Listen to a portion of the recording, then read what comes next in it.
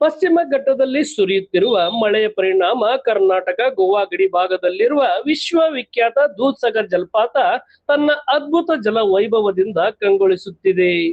ಹಚ್ಚ ಹಸಿರಿನ ಕಾಡಿನ ನಡುವೆ ಸುಮಾರು 310 ಮೀಟರ್ ಎತ್ತರದಿಂದ ಹಾಲಿನ ನೊರೆಯಂತೆ ಧುಮ್ಮಿಕ್ಕುವ ಜಲಧಾರೆ ನೋಡುಗರನ್ನು ಮಂತ್ರಮುಗ್ಧರನ್ನಾಗಿಸುತ್ತದೆ. ಆದರೆ ಈ ಮನಮೋಹಕ ದೃಶ್ಯವನ್ನು ಕಣ್ತುಂಬಿಕೊಳ್ಳಲು ಪ್ರವಾಸಿಗರಿಗೆ ಅವಕಾಶ ಇಲ್ಲದಿರುವುದು ನಿಸರ್ಗ ಪ್ರಿಯಲ್ಲಿ ತೀವ್ರ ಬೇಸರ ಮೂಡಿಸಿದೆ.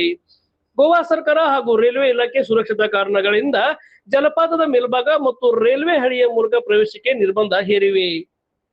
ಪರಿಣಾಮ ಈ ಭಾಗಕ್ಕೆ ತೆರಳುವ ಪ್ರವಾಸಿಗರನ್ನು ಪೊಲೀಸರು ಹಿಂದಿರುಗಿಸುತ್ತಿದ್ದು, ನಿಯಮ ಉಲ್ಲಂಘಿಸಿದವರಿಗೆ ದಂಡವು ವಿಧಿಸಲಾಗುತ್ತಿದೆ. ಹೀಗಾಗಿ ದೂಧಸಾಗರದ ಸೌಂದರ್ಯವನ್ನು ನೇರವಾಗಿ ಸವಿಯುವ ಅವಕಾಶವಿಲ್ಲದೆ ಈ ಮಾರ್ಗದಲ್ಲಿ ಸಂಚರಿಸುವ ರೈಲು ಪ್ರಯಾಣಿಕರು ಕಿಟಕಿಯಿಂದಲೇ ಕ್ಷಣಕಾಲ ಜಲಪಾತವನ್ನು ಕಣ್ತುಂಬಿಕೊಳ್ಳುವ ಪರಿಸ್ಥಿತಿ ನಿರ್ಮಾಣವಾಗಿದೆ.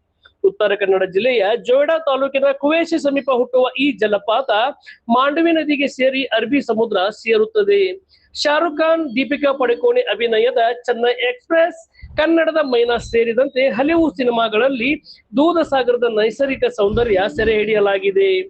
ಬೆಳಗಾವಿಯಿಂದ ಖಾನಾಪುರ, ಕ್ಯಾಸಲ್ ರಾಕ್ ಮಾರ್ಗ ಹಾಗೂ ಗೋವಾದ ಮೋಲೆಮ್ ಮೂಲಕ ಈ ತಾಣ ತಲುಪಬಹುದಾದರೂ ಪ್ರಸ್ತುತ ಮೇಲ್ಭಾಗದಲ್ಲಿ ವೀಕ್ಷಣೆಗೆ ಅವಕಾಶವಿಲ್ಲ. ಪ್ರಕೃತಿಯ ಅಪರೂಪದ ಸೌಂದರ್ಯ ಹೊಂದಿರುವ ದೂಧಸಾಗರವನ್ನು ಸುರಕ್ಷತಾ ಕ್ರಮಗಳೊಂದಿಗೆ ಸಾರ್ವಜನಿಕರಿಗೆ ಮತ್ತೆ ತೆರೆಯುವಂತೆ ಪ್ರವಾಸಿಗರು ಆಗ್ರಹಿಸಿದ್ದಾರೆ.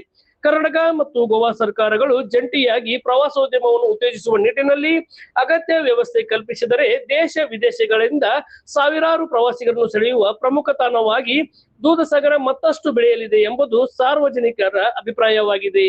ಶರೀಫ್ ಪ್ರತಾಪ್, ಪ್ರೆಸ್ ಕ್ಲಬ್ ವಾರ್ತೆ, ಬೈಲಹೊಂಗಲ.